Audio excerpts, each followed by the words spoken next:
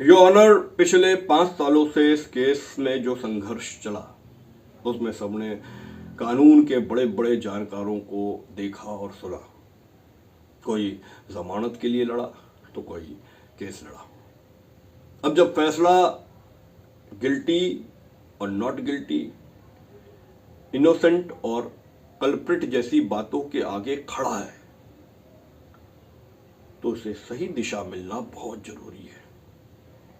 एक बात मैंने नोटिस की, शायद आपने भी की होगी।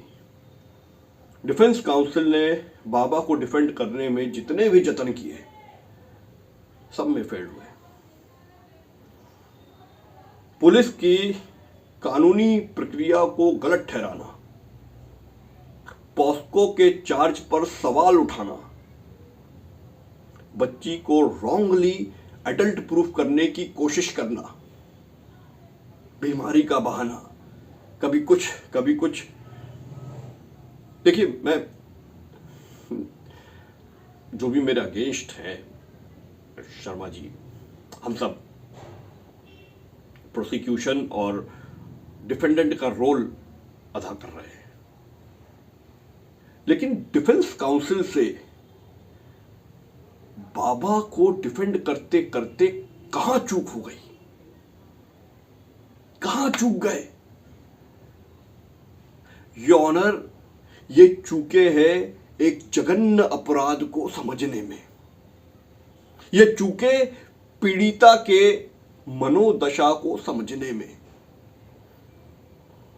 ये इस बात से चूक गए कि इस बात का असर समाज पर क्या पड़ता है।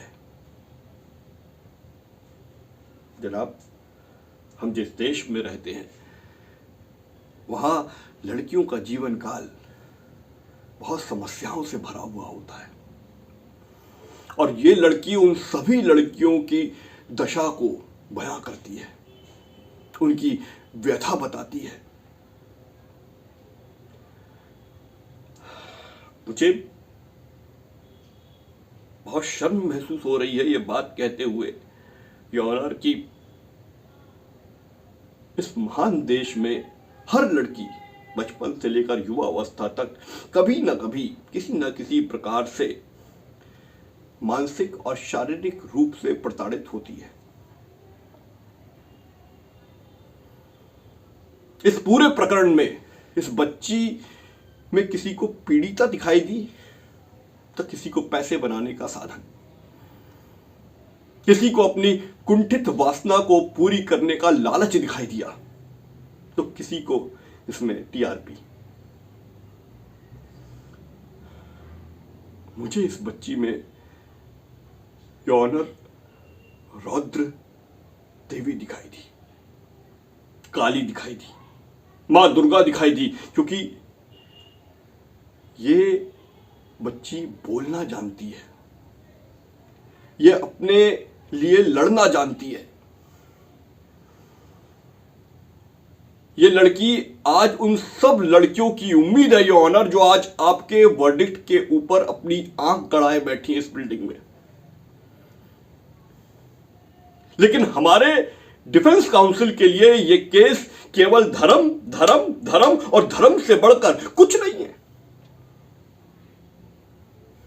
अगर धर्म ही सब कुछ होता है तो योर ऑनर, मैं भी एक कहानी सुनाकर समापन करना चाहूंगा, यदि मुझे इसकी आज्ञा दी जाए, प्लीज।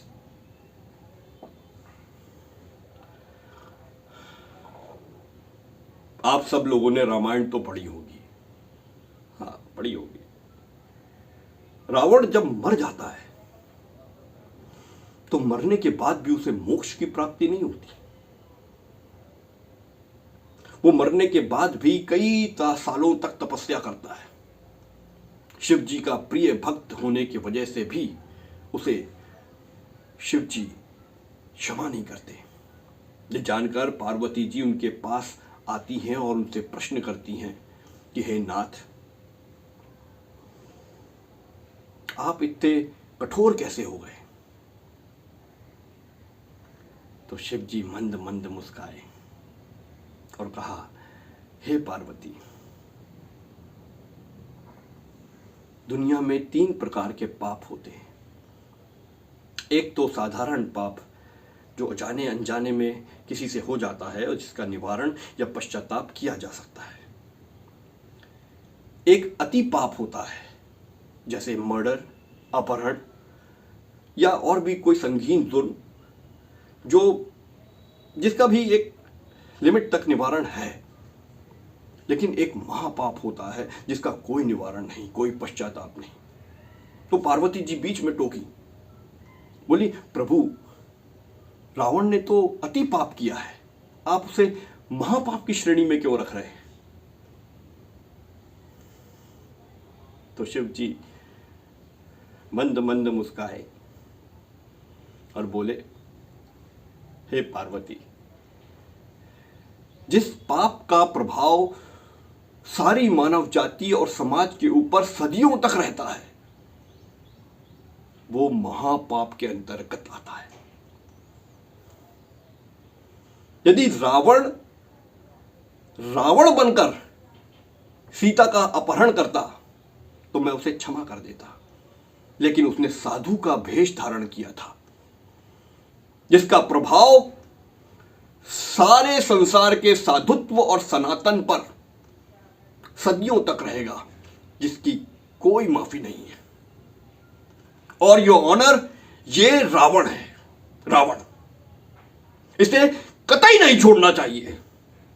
इसने गुरु भक्ति के साथ विश्वासघात किया है, इसने मासूम बच्चों के साथ विश्वासघात किया है, इसने मेरे और हम सबके महादेव के साथ विश्वासघात किया है, इसने उनका नाम इस्तेमाल कर जघन्य अपराध किया है। I claim death penalty.